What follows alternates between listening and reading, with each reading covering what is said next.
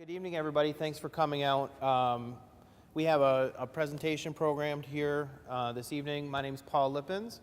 I'm with McKenna, and we're a planning and urban design firm. Our headquarters is in Northville. I'm here tonight with Aaron Dominy and Heather Bowden with OHM Advisors, headquartered in Livonia, urban design, engineering, landscape architecture. Our firm's partnered to deliver the city's master plan. This is an exciting project. We're going to provide some information tonight on the whole thing we've been doing. So without further ado, I'd like to thank the mayor for getting us started. Thank you very much, sir. And thank the city for really investing so much in this process and investing so much staff time in the process. We're going to take questions throughout. Very good. Should I get it going?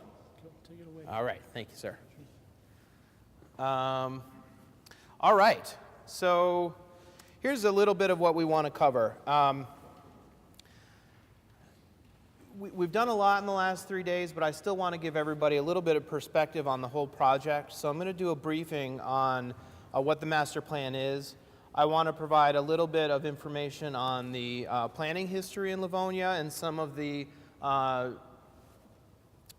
big projects that have formed cities' policies in the past that we're trying to incorporate and carry forward here. This 2-day charrette kind of has two main components. One has been taking place really for the past more than 24 hours, maybe 30 hours or so in this space here. And that has been a large open house that we did last evening and then coming through this morning till about lunchtime, where we've collected feedback on a variety of key goal areas and key project areas that the city really needs feedback on. So we're going to present, we've called that the open house findings. We're going to present some preliminary results on that. And we've also been conducting a virtual open house online through a series of surveys and through Facebook Live. I definitely want to thank everyone who's participated in Facebook Live through comments and then helped with our online surveys.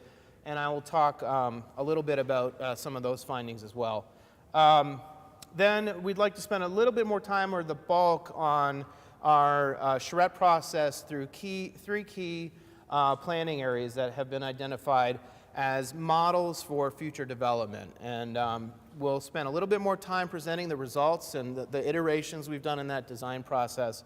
And then we have some report back on some of the consensus that we feel like has come out of that, and we'll give the opportunity to have a little bit of back and forth, take questions tonight. Overall, we've programmed this presentation to go to 8 p.m. We're going to try and stick pretty close to that, so we're going to move through, and I'd like to kind of move through at least my initial presentation here fairly quickly. And then we're just going to kind of close with some next steps and what people can do to stay involved and stay aware of this process as we go through. So, the master plan process. What are master plans? Has anyone here participated in a master plan process before, just by show of hands? So we've got 3 or 4. A few more are coming up. That's great. So you probably know a little bit about the master plan, but what is a master plan? Master plan it's the guide for future growth and development, but it really sits at the center of a bunch of city policy.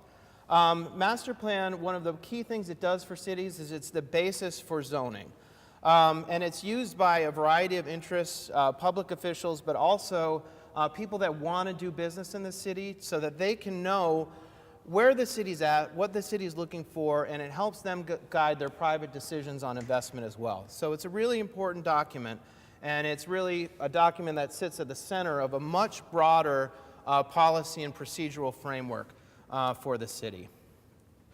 One of the important things to realize about a master plan is, though, it's different from a zoning ordinance. So when you look at what zoning is, what master plan is, they form similar but very different roles in the city's regulatory structure. So I used this word before. The master plan is policy. The zoning ordinance is law. So how does this work? Master plan is something that you can look to the future, think about trends, and think about where 20 years from now do we imagine this land use going? How do we manage it imagine it evolving.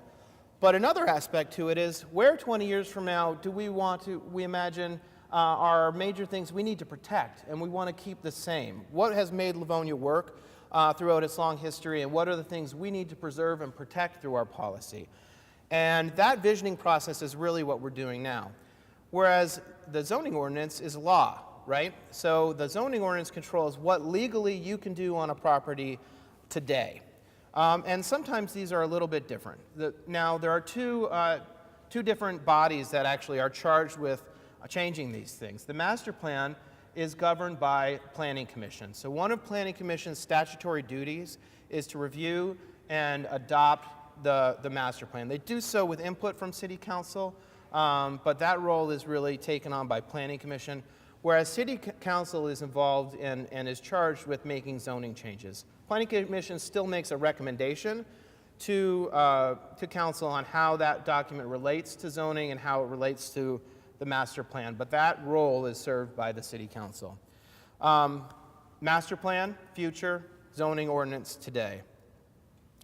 Now, the zoning ordinance is also governed by a map, your zoning map. So many of you probably know the zone of your house if you live in a house, or if you're a business owner and you know the property, you know the zone and what you can legally do on the property that you own.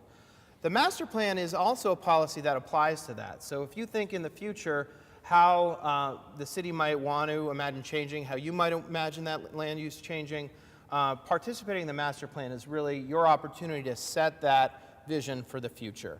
And while these maps correlate, there's also room for them to be different. So you might take a commercial area that is zoned today commercial, and the master plan is the opportunity to imagine how in the future it might change. So if we want to create new opportunities for new types of housing, new types of commercial uses, that whole process starts with the master plan. And some of the futuristic visions we're talking about today, these are things where we're trying to get a good idea for what we'd look at in the future. The master plan, there's a lot of benefits to doing a master plan. I think one of the major ones is by having a set policy, it also helps protect the city from challenges that might happen about zoning decisions or land use decisions. It's also important for city budgeting processes to help direct how investments are made, and it's a really important process just for keeping the city aligned with the role of governance, public safety, protecting health, protecting welfare, and setting good policies that are aligned with the city of residents' expectations for how funds are used and how what types of services are desirable. So, does everybody kind of understand the difference between master plans and zoning and the importance of this project and procedures? Excellent, thank you. A little bit of background on demographics trends. So part of doing the master plan process is analyzing what's changed. So when we look at the city, we're not just reacting to what we hear, we're making sure that those decisions are grounded in data, grounded in actually what's happening in a broader analysis of trends, both locally and regionally. So we've done a demographic analysis as part of this process, and the full results of that demographic analysis are posted on the LivoniaTV website under a data page. And I think I'm going to pause here because I didn't actually introduce the name of the project at the beginning, but we did come up with an idea for naming the Livonia Master Plan, and we're calling it LivoniaVision21. And the reason why we looked at calling it LivoniaVision21 is because everything we've heard about Livonia is that the city wants an action-oriented plan. They want a plan that they can immediately take steps to implement. And the LivoniaVision21 tries to capture that. So we're looking at developing with this plan a 3-year action plan that can be started by 2021, but also can secure the city's future long-term for the next 100 years to 2100. So we're trying to take immediate steps that can secure the city's future. And to do that, we have to make sure we're doing more than just talking to people about their wants and their needs. It has to be grounded in analysis. So A little bit about the analysis. We looked at things like population density, where are most of Livonia's residents living now, what are the areas of the city where there are more concentrations of people. We looked at age, so we know that a good part of Livonia's population is aging, but there also is a good amount of young people that still want to live in Livonia, and that's a good part of what will make the city's population and policies work today, but also secure the future.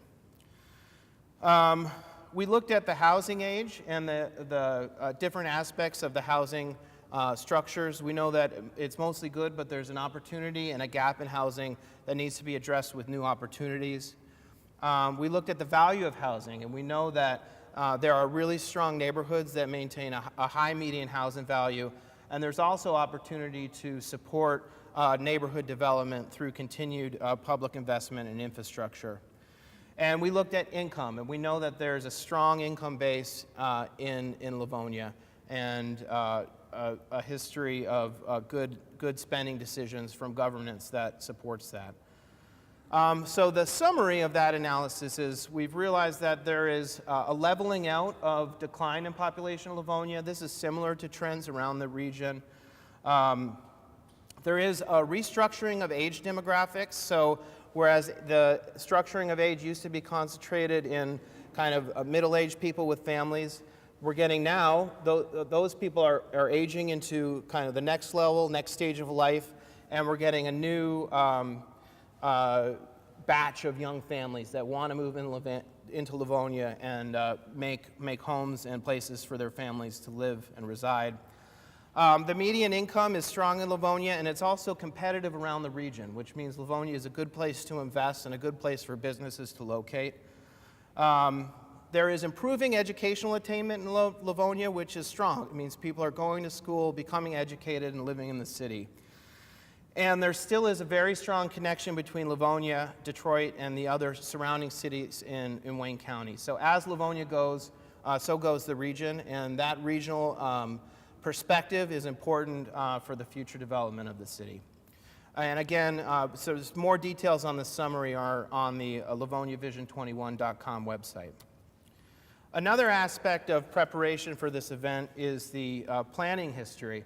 So one of the things we heard is that there have been a number of recent planning studies that have really kicked off this process and are important, but we wanted to do a deeper dive and understand what has made Livonia a successful place to live for the past 50 years.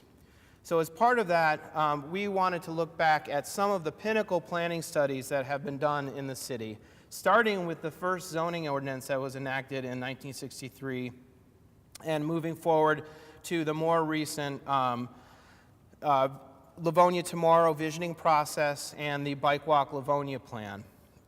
Throughout that period, there have been a number of key moments. The city did a pretty comprehensive revision of the future land use map in 2009. The Parks and Recreation Master Plan of 2013 was an important part for the further development of the park system. Greenleaf Commission created the Sustainable Livonia Plan in 2013.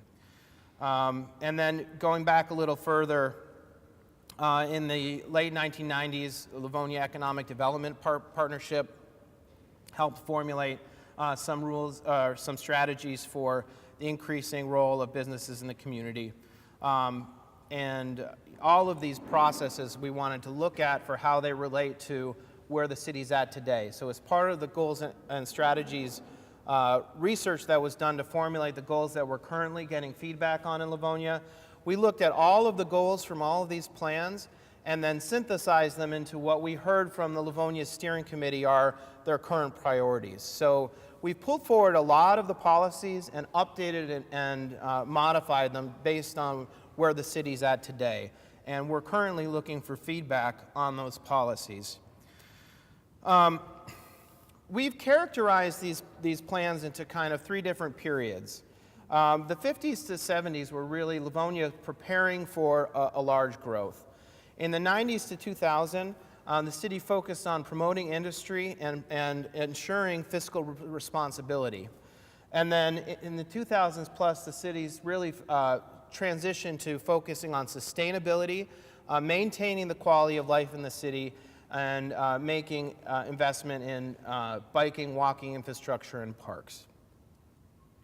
So some of the plans that were maps and planning documents that were created through these processes are our basis for the master plan and for looking at updating. So the future land use map, it's pretty much in place. It's a good document. It was done in 2009. So we're really looking in this process to modify that, test the areas that have changed, and get feedback from the public on what changes should be considered now with Livonia Vision 21. That plan, the future land use plan, may be used in the future to update the zoning map, but we're actually not updating the zoning map as part of this process. And then we have heard a lot, even in the last 2 days, about residents that participated in the Bike Walk Livonia process and how important walking and biking connections are in the community. And this is really an opportunity for us, too, to adopt some of those changes into the master plan as part of the citywide investment in transportation infrastructure and neighborhood connectivity. And these are some of the maps that were created in the Bike Walk Livonia process. So I'm going to talk a little bit now about how we brought that into the events that we've been doing in the last 2 days. And this is the Charrette Synthesis and the open house part. So we've been doing, we've been really going for 48 hours here. We started yesterday morning with a design exercise on the special planning areas. And we looked at the Plymouth Road corridor, the east side of the Plymouth Road corridor, the old Livonia Mall site at 7 Mile and Middle Belt, and then we looked at Civic Center here. And we've been taking a really deep dive into these areas, and a good part I already mentioned of tonight we're going to spend on that. Last evening we did a public open house, which was followed by a presentation at Planning Commission, which was a publicized event. This morning, we started with another public open house. We wanted to provide an opportunity for anyone who couldn't come last night, maybe to drop in before work. And we actually, we scheduled this formally to go to 10, but we really kept it open through noon, and we got a lot of people filtering out throughout the day. And then, you know, we're concluding tonight. We want to share some of the results and get some additional feedback this evening. But it's been a really good process. So on site, we've interacted with more than 100 people, non-inclusive of who's here tonight. I think one of the really good things about this process is we've used this to drive our online engagement too. We know it's hard for people to come out to these events. We know it's hard for people to come in person, but we want to provide those opportunities. So everything we've talked about here, we've also created an online version so that people can provide that feedback. So just during the past 2 days, we've generated more than 500 participants in the online survey. So by doing this, we've, by 5 times, we've had 5 times the interactions or results online as we've had in person. And the website during the Charrette in the last 2 days, we've got more than 2,000 unique visitors. So I would think that those are people that are probably, maybe when they visited, didn't have time to complete those surveys, but they wanted to check it out. And we expect that they'll come back and provide that feedback at later times. So 64% of the website feedback we've gotten during the last 2 days have been from mobile devices, and 50% have been from people that have been online at Facebook. And we think that those are indications that these are maybe a younger crowd that is not used to coming to public meetings, and providing this online feedback opportunity is a really good opportunity to make sure we're engaging multiple types of the population. I know the city is collecting the comments that come on Facebook as well, so those will be documented as part of the process. And I did want to take a moment tonight to thank everybody for participating here in person, but also people online for taking time to come and be a part of this event that we've been doing. So I kind of gave you the walkthrough, but I also wanted to share some photographs about where we started. This is, we started yesterday at 1 Under with a design charrette where we looked at the 3 special planning areas. It was a really good setting and it was very well attended. Each person at this event had the opportunity to really look through one of the sites and come up with several programming ideas. Those ideas were then shared, and we did some work here to synthesize those. While our team was working on synthesizing, we put up all the different open house events, and we began to interact with people in this space, ask them questions about the goals for the city, about their ideas for the future land use maps, their ideas about design preferences, what type of architectural amenities were most appealing to them. And we also had a lot of informal conversations, and we relied on our steering committee members who participated to help let us know and help capture some of the conversations that happened, so we can make sure that we get a little bit of those informal interactions into the process as well. The future land use map, or the draft future land use map, I called this the living room table, or the kitchen table maybe, or the living room table. This is an opportunity for people to stand around and have those informal discussions, and we kind of capture those as well. We asked for both behavioral and perceptual feedback on the changing transportation and mobility network, particularly if people thought ride-hailing services like Uber or Lyft, or even regional transit options might have an impact on Livonia, or how Livonia might look at incorporating some of the broader changes in mobility. And we asked people just what their big idea was. What do they really think? What's their most important thing? And many people stopped to share that. And again, this is something online. If you have a moment, you can just tell us your big idea, what you really think the city should focus on. And this afternoon, we met with city leadership and steering committee leadership to kind of go through, check what we heard, and see if what we heard was similar to what they heard. And that gave us an opportunity to kind of do our final check-in, and we're going to kind of share our results of that, our takeaways, and have a little discussion, take some questions tonight too. But before we get to that, I'm going to pass it off to Heather. Heather is going to provide a little summary of what happened at these stations out here and what we heard from residents about these particular areas. So, Heather? Great. Thank you, everybody. I just wanted to let everyone know that I have had a wonderful time the past few days with everyone, and I thank everybody for participating and being a part of this, and I thank everybody for taking time out of their busy schedules tonight as well. So, as Paul mentioned, we had two public open houses, chances for folks to come out, and around this whole area, we had 6 different stations, and what we wanted was everyone's input on the stations, and we gave them very specific directions and instructions on what we were looking for. So, on station number 1, Paul kind of mentioned earlier, we synthesized and met with the stakeholder committee to talk about what were the goals and objectives for the city of Livonia in different types of categories. And the 8 different categories involved and included housing and neighborhood, healthy communities, parks, trails, open space, transportation, sustainability and resiliency, economic development, infrastructure, and urban design. And so with those different types of categories and different analysis and input that we get from everyone, we're really going to take a deep dive and come up with a plan with those different categories that focus on what's important. Before we get to that, we asked everybody to look at those goals and objectives and pick out 2 of their favorite that spoke and most resonated to them and told us what we needed to focus on. And I'm not going to get into the big details of all of this because I did also want to mention that the public input period is not over. Tonight is not the last night. So you can go to the website and take all of these surveys and input your ideas. Tell your friends, tell your neighbors to also take these surveys so we can gather as much input. And we'll be closing off that time at the end of next month. Today, I'm revealing what we've gotten over the last couple of days.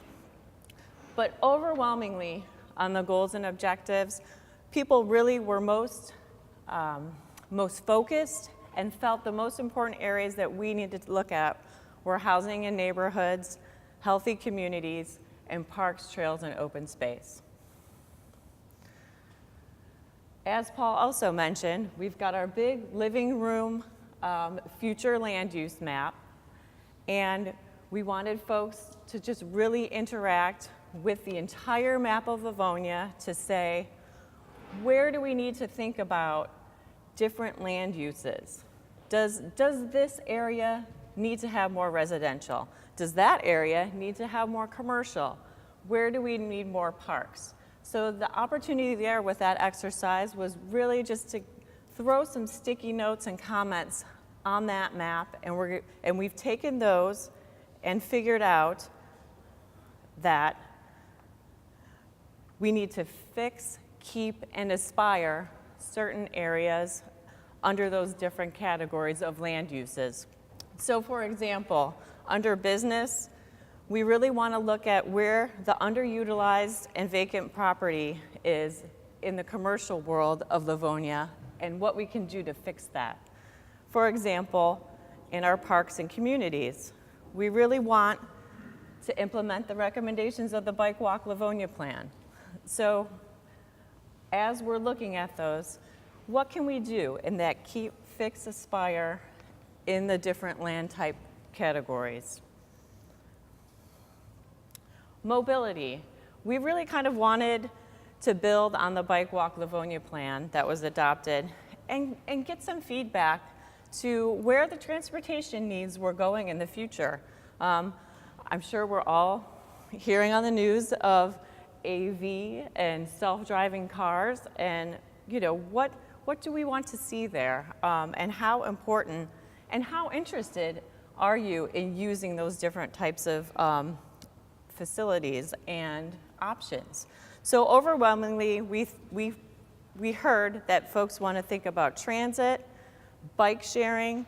Car sharing wasn't as huge of an interest, and then the ride hailing, the Ubers and the Lyfts were also Livonia residents were also very interested in using those sometime in the future. And then the corresponding question to that was, okay, if we are interested in using those, how does the city need to plan for them? And is it important for the city to start planning for them? And overwhelmingly, everybody said everything was very important, and the car sharing was moderately important. So we're talking about thinking about different ways to incorporate transit, bike sharing, and hail riding within the city limits. Station 4 was our fun exercise, but it really got people energized and thinking about their best memory of Livonia, which also helps guide you and think about, where does the future of Livonia want to go? Do we want to hark back to that original character? Do we want to move forward and get modern? So it's really an exercise meant to stimulate you and think about where we're going. Also very fun. Station 5 was our visual preference survey. So what we did was come up with a lot of different examples under those different land use category types. So for example, under housing and residential, we picked out 6 different pictures and wanted your gut response to what felt right to you. What type of aesthetic? What type of character? Did you want a house closer to the front of the sidewalk? Did you want more yard? Did you want something out of brick? Did you want something a little more modern?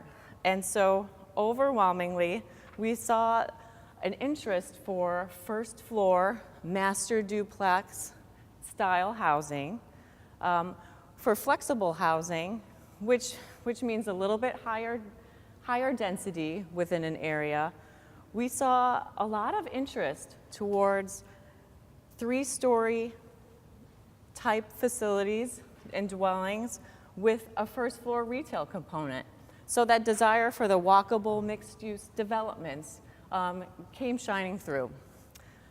Business, we also saw that same style of the 2-story and the retail on the first floor as well.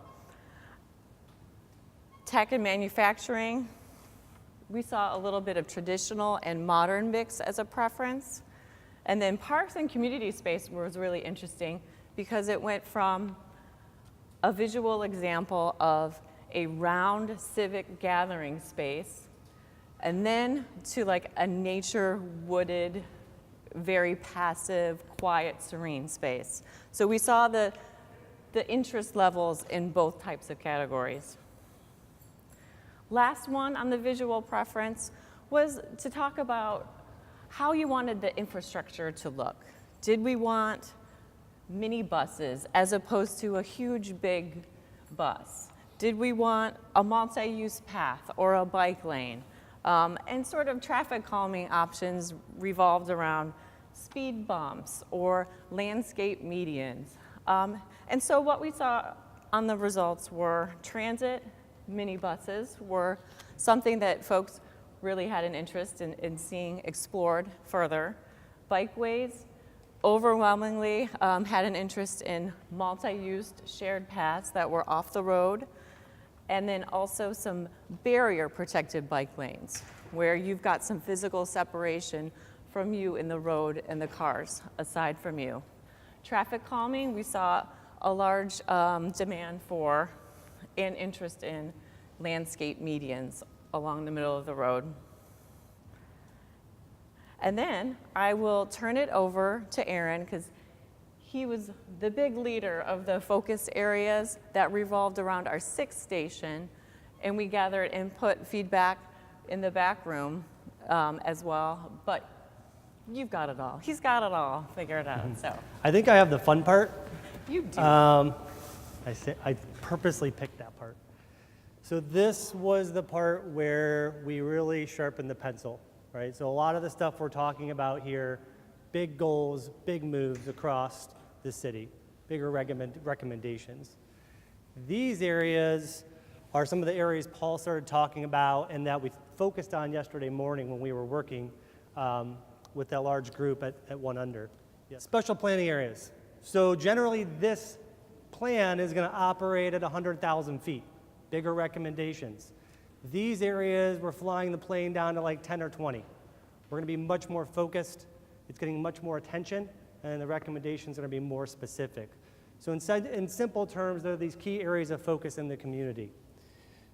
The steering committee that we've been working with identified 9, and from that 9, we narrowed it down to 3, which is what I'm going to talk about. The 3 areas you're going to find in this plan.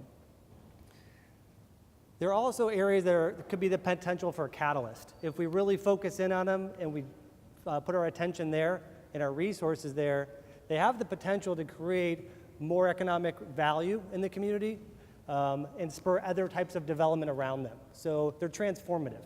These are areas that we think could be transformative. And they're going to include much more specific recommendations. So at the end of the day, the plan will have graphics that look more like this versus more of the ones Paul showed, which are the big future land use with a lot of big colors. We're going to be much more visual and graphic here. So let's take a look at these areas. I'm going to go through these. At the end of each one, I'll pause and I'll take some questions. So let me go through each one to the end. We'll pause, take questions, and we'll move on to the next one. The first one we happen to be sitting in. So this is the Civic Campus. This area was identified as you have, one, a great deal of control over this area as a community. You own a lot of this property. 2, you have some public buildings here which are getting older. Some are going to have to be updated. Some might have to be relocated over time. Some of them are kind of nearing the end of their life. And because of its location at Farmington and 5 Mile, really presents a great opportunity at that key intersection to think differently. And I'm going to show you how we did that. We did do some analysis on this, some more technical analysis. So up here you can see the zoning, existing land use. Each one of these I'm going to show you is going to have this one, which is vacant or underutilized property. So that doesn't mean that it's completely not being used, but currently it could have a higher, better use. Some of the areas I'm going to show you, there are large areas that are vacant. But these are areas that are kind of vacant or underutilized. Notice the city hall's in there. So we did get direction from your leadership and your community and your stakeholders that that might be an area that we need to rethink, okay? You find the bus garage in there, some of this retail out front. The things that we did not include initially were the courthouse and the police station and the structure we're sitting in the library. Everything else we kind of put on play to start thinking about. Everything south of 5 Mile is what we looked at. Doesn't mean we're not going to think about the other side of 5 Mile as we move forward, but that's where our bounds were initially. We also thought about areas to preserve. So the new memorial park, the wetlands, you have some public art in here, the district court, library. There's some areas that we thought were a little bit more sensitive and we were going to preserve. And then we looked at kind of the network. What's going on in here? What's the roadway? How are these connections set up? The last part was the considerations on the market. You know, we didn't do a market study, but we are in tune with a lot of the market conditions happening both locally, regionally. Some things we were thinking about included capturing development opportunities on underutilized properties, introducing new multi-generational housing within this area, and incorporating mixed use as part of a development scenario. Livonia Mall.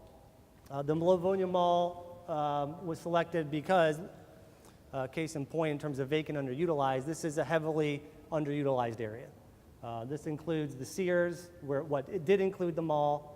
It includes the other side of the road, which you have an office tower here, a collection of some commercial, which I understand one of those is a very popular hockey shop, but we did include that in here, and some other adjacent commercial here along 7 Mile. So this is about 44 acres in total, and you have seen some new investment here, right? So you have seen some new outlets, some new investment. The market's identifying this as an area that they believe, too, is worth investing in. Do it again. So for us, most of this we identified as vacant and underutilized. You see that orange up there. Some of the areas we felt were still had some life and some value left in them. We looked at the network. Market considerations here really focused on, coming up with a plan to replace kind of some of these underperforming areas. And one of the key themes in this area that you're going to find on Plymouth Road is that we're pulling back on a lot of retail. So if anybody is reading the papers, anybody shops on Amazon Prime like I do excessively, the retail market's changing, right? You're going to find less and less and less retail being constructed over the next 50 years. Fun fact, Best Buy hasn't built a building in 7 years. They built one in the last 7 years recently. I don't know where that is. I just read it in the paper the other day. And you're finding that all these stores are closing, consolidating, rethinking models. So you have a lot of retail here. And so part of what we're trying to think about is how do we start to replace some of that so we don't have an oversupply. When we have an oversupply, we drive down value. So we're trying to pull some of the quantity back a little bit. You'll see that in some of the concepts. The last one was Plymouth Road, and that went from Inkster to Middlebelt. And this is an area that was identified by the steering committee as an area that needed to be re-envisioned. I think you have some big quality users in here, but it's also a section of Plymouth that has seen some decline over time. And part of our challenge here, and some of my committee members are in the room, was how do you pick a portion of Plymouth? There's a lot of areas that you really would like to focus on. Our task was to come up with solutions that we could translate to other parts of the community, other corridors. So you're going to see some of that in the concepts that are coming up. So not a lot to look at here unless you're a map nerd like I am and you love looking at land use maps. There's your zoning, there's your land use, connections. One of the things as we looked at that information that we did not consider as a constraint was zoning. Much of this area, as Paul indicated, those puzzle pieces that fit together will have to be rezoned and rethought. They may not align up with where we want to take them into the future. So this guy, one of my colleagues, Forrest, had the pleasure of staying up very late and getting up very early in the morning and coming up with a lot of the concepts that I'm about to show you. So we did a lot of work drawing. Everything I'm about to show you was created in the last 24 hours, and it's not done. These are the beginnings of the concepts. So think of them as kind of the loose idea that still has to be crystallized. So part of the idea was that you see behind the curtain, right? We've sat in there for 48 hours. Some of you came and went. You saw it being created. And so the idea was that it was very transparent. You could see what was happening. So with the Civic Campus, there are a series of principles that we developed that are going to guide the concept. You can read through these online. I'm not going to read them all of them to you. But in essence, the vision was, guided by these principles, was a mixed-use campus. That included both private development and maintained civic uses, and those things start to coexist. When you do that, and other communities have done this successfully, I'll show you some pictures of it, it creates a destination. It creates an opportunity for you to come to a place, live in a place, do multiple things, have your local government in one place, and create a sense of place and vibrancy in the community. So these were the beginnings of the concept. These came out of yesterday morning. Some of you may have worked on them if you're in the room. These were loose, very loose diagrams that were created there. That all got translated into this sketch. And there are a lot of things happening in here.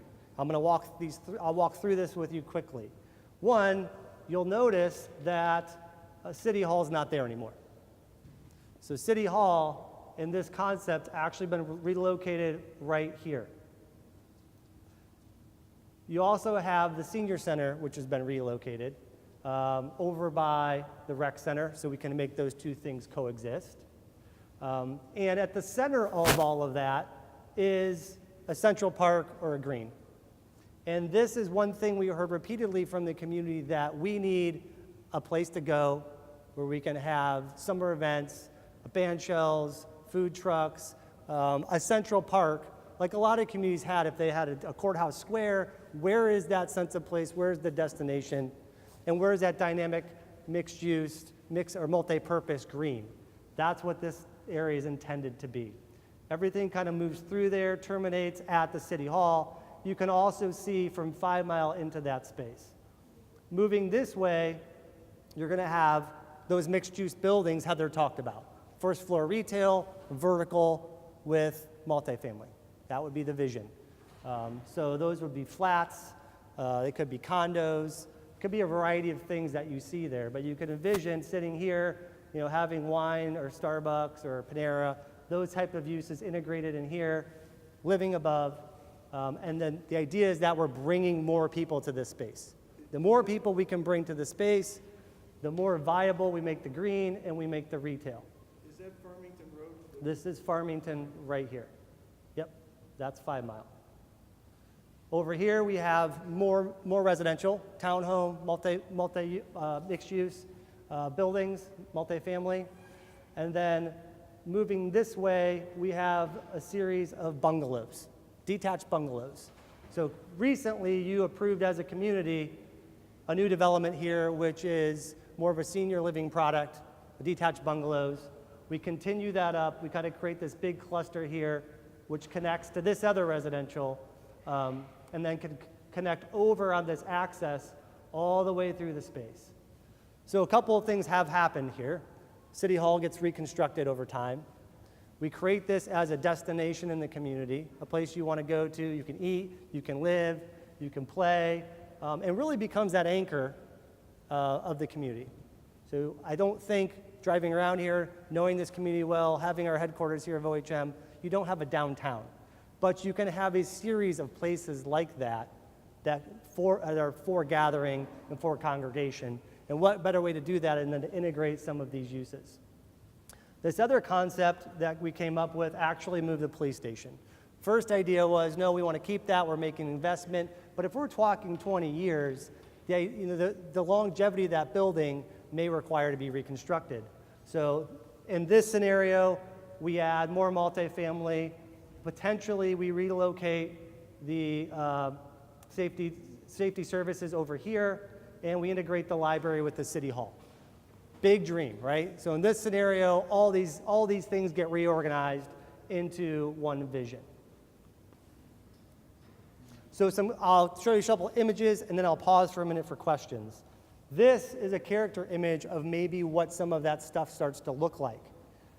This includes kind of that main street going in. It includes the vertical multifamily with the retail on the first floor. So you can almost see that going in on the diagram. And here's another example. This happens to be, if this takes off and your community really grabs onto it, this is Fishers, Indiana. Was just voted by Forbes as one of the #1 places to live in the United States. And this is their government center. And this is basically that green and that boulevard coming in. Really great example, very healthy community, and a really nice way for us to demonstrate to you what that could look like. So this is their signage actually going into that space. So you see town hall, library, fire station, they have a water feature, police station, the court, not too dissimilar to what we're talking about here. And that's the gateway going into that campus. Another shot. I'm sure in the summertime it'd be great to have your summer event here with fireworks. So a couple of things that we agreed on. One, and this agreement came from the folks that we heard from the last 48 hours, okay? One, we want an organizing feature. Two, it has to include private investment. You can't do this as a community, as a government alone, so the private sector has to play a role. There was consensus around moving City Hall, the senior center, and school administration, although we didn't get the school board to vote on that. The residents that were here, the other stakeholders said, yeah, that's probably something we want to do and share those services potentially. Likely redevelopments, police and fire, possibly the library. That one hasn't gone too far, but that was kind of the order of operation on how we looked at each one of those. And then finally, there may be a need for some structured parking in here to facilitate that. If you look at your police station now with the surface lot, it takes up a lot of real estate. And you'll find that a lot of safety services are now integrating structured parking, so it's a controlled space. You have the police vehicles in there, it goes right into the building, takes up a lot less real estate that way. The Livonia Mall, I will say humbly, when we saw this site, it was a little simpler, right? We're not moving city buildings, which is sometimes hard to wrap your head around and think about, right? And it takes a lot of public resources. This one, is all private sector driven. So in this case, we're creating a master plan and a roadmap to guide the private sector to our vision, set the expectation for what we want versus reacting to whatever they bring. So this was a different exercise, so a little bit simpler for us. Some of the things we considered here were a mix of residential and commercial uses.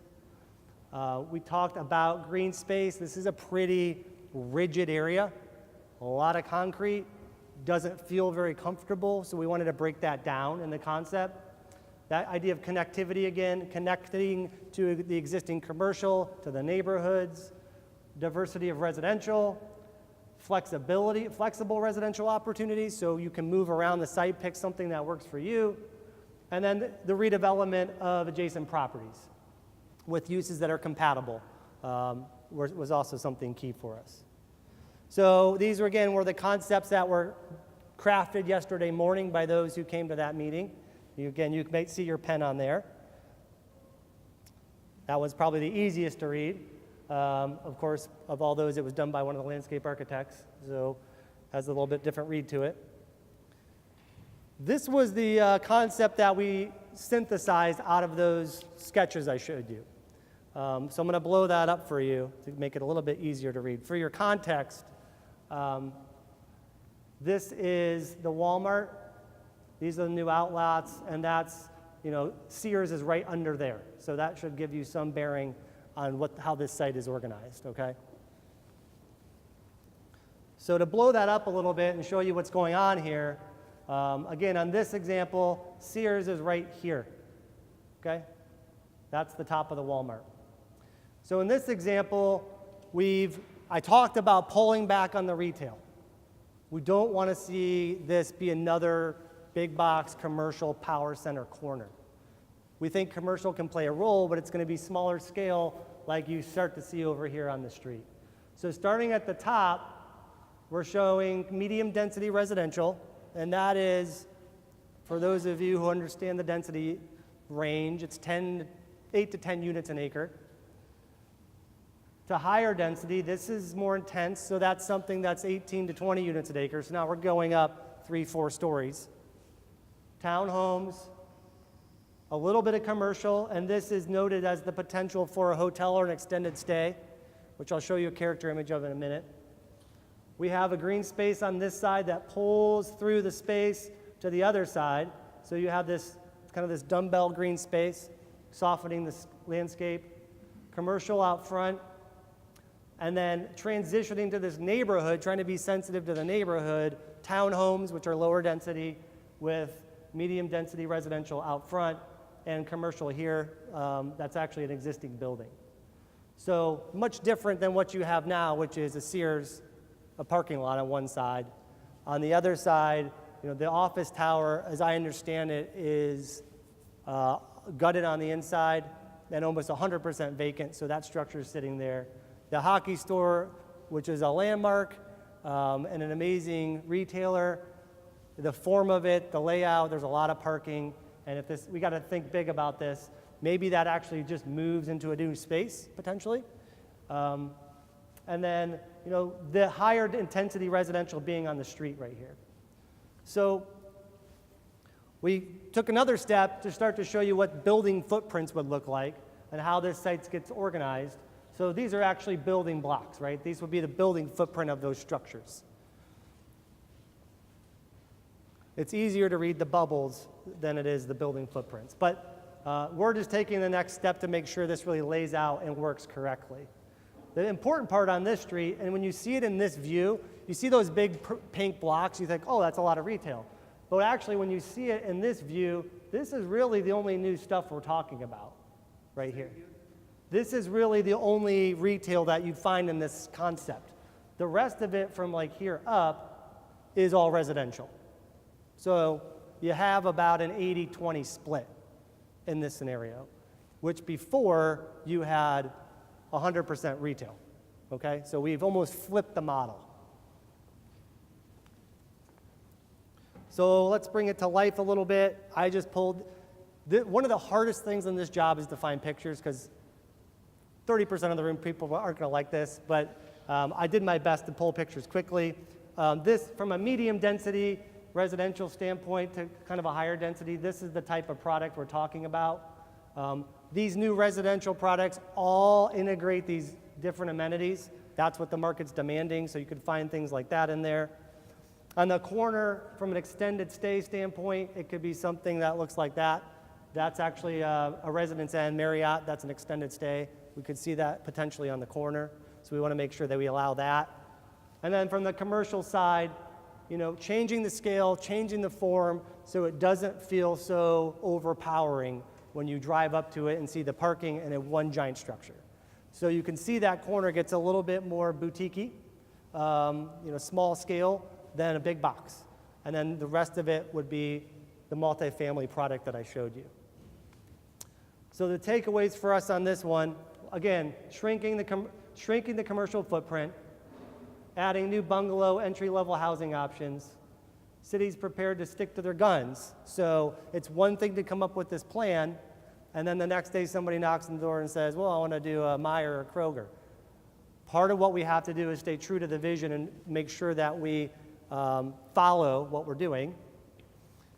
We're adding a model for commercial development in nodes of the city. So you have other corners that look like this, right? This isn't the only corner that looks like this.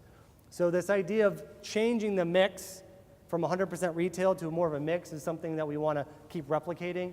And then considering the pedestrian and bicycle connections, Bike Walk Livonia. So that was the mall. The last one was Plymouth Road. And this was one where when we talk about the model, right, we talk about a template.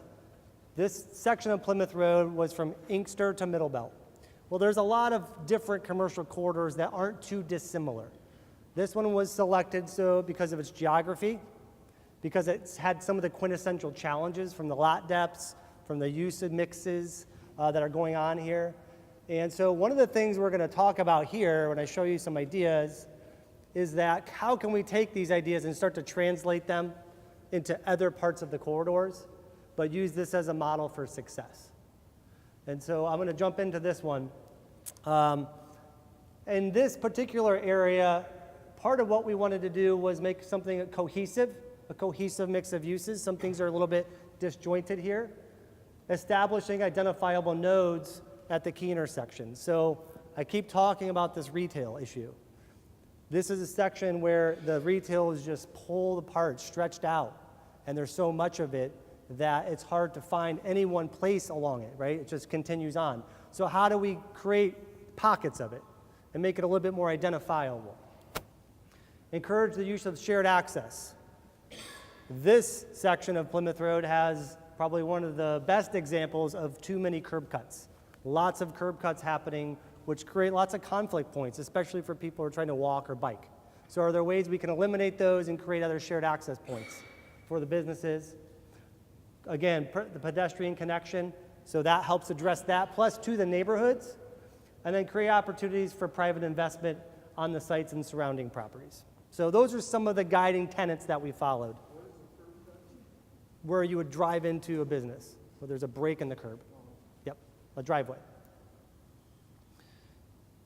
So some of the ideas, again, just showing you behind the curtain that were created yesterday morning, evolved into this concept.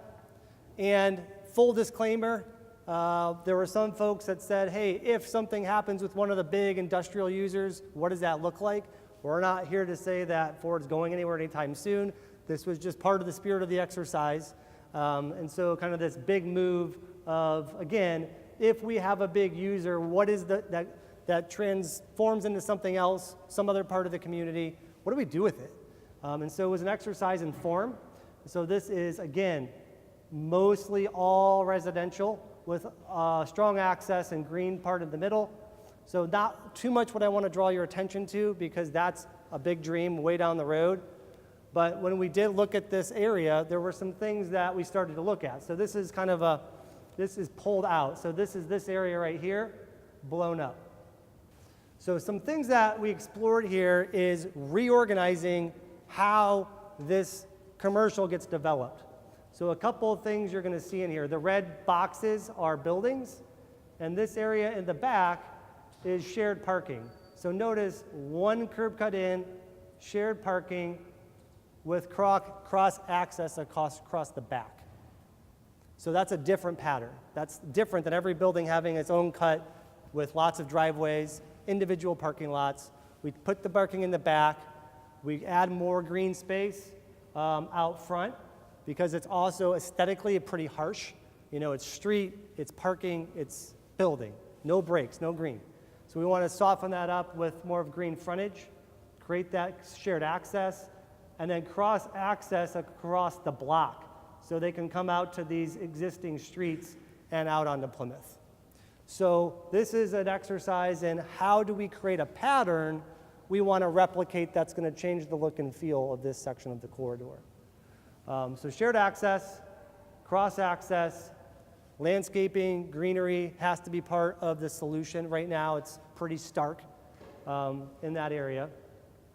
These purple areas are gateways or nodes where we want to do something that identifies that section of the corridor. So those would be things that are like signage, art, arches, so it makes you feel like you're in Livonia. And then the other thing that we're exploring here to the north is when you have big users, in this case an industrial user, and there's a big setback and parking that's not being used, can we work with those folks and carve out a piece of the frontage to better optimize that space and create new little outlets? So that really frames up the street on both sides. So that's an exercise that I think can be repeated throughout this community. You have a lot of big users that are set back. It makes the building face really big with a really wide street, which is the opposite recipe, I don't even know if I said that right, that you want for walkability. It makes the scale feel really big. You feel lost. So we want to create more of a human scale, make the street feel smaller, and it gets more comfortable. So if we can do that in certain areas, like in this case, it's right here on this property, and I'll go back, I'll show you where that is. That would be right here. That's a nice way to frame up the street. And you'll notice it's not a lot of it, not a lot of retail, not a lot of commercial. So you can see, looking at this, it actually gets less intense. It's fewer buildings that are organized better. So that really is what we did here. Do you want to add anything to this section, Paul? I think that we're also looking at the character of the corridor and how, I really do think there's a pronounced gateway into Livonia as you travel west on Plymouth Road. But the idea here is to strengthen that and to enhance the neighborhoods to the south and really enhance the value of some of these larger industrial uses by creating this, as Aaron said, a replicatable pattern that can be really continue to go down the corridor, but also be utilized as some of the other gateways to the city as well. So some really good examples of what that could look like. I just pulled some pictures earlier this afternoon of how this has been achieved in other places. So you can see that the scale of the building is not too different than what you have, but its orientation to the street with the landscaping, shared parking on the side is very different, right? Now you have a building parking on 3 or 4 sides, then the street, and disjointed. Here's another example where you have a building. There's a building here that shared access onto the street, and they access it from that street back to the back of the building. And the greenery on the front makes it feel totally different than what you have now. This is not unachievable, and this was constructed in the last 5 years. So the market will do this. We have to give them direction and put the stake in the ground and say, if you're doing business in Livonia, this is our standard. This is what we expect. And it's always challenging the first time, right? The first person that comes in under new vision and we say, this is where we're going, that's hard. But once it starts, everybody sees it, it actually gets a lot easier, and it'll change the character of the place. And just another example of the form. With the landscaping, the building, and this parking would be accessed from here or to that street to the back. So some really good examples of what that could look like. So the final pieces on this one is, there's no big site redevelopment in the foreseeable future. So while we had a little fun with the markers, we're not proposing that we knock on Ford's door tomorrow and say you're no longer part of the community, but it would be a pattern that we would consider on that site or another site. Soften the corridor with landscaping, enhance the Livonia Gateway, no single site development, not a master developer. So this is something that's going to be iterative over time. It's going to take assemblage of parcels, and it's going to be a series of projects.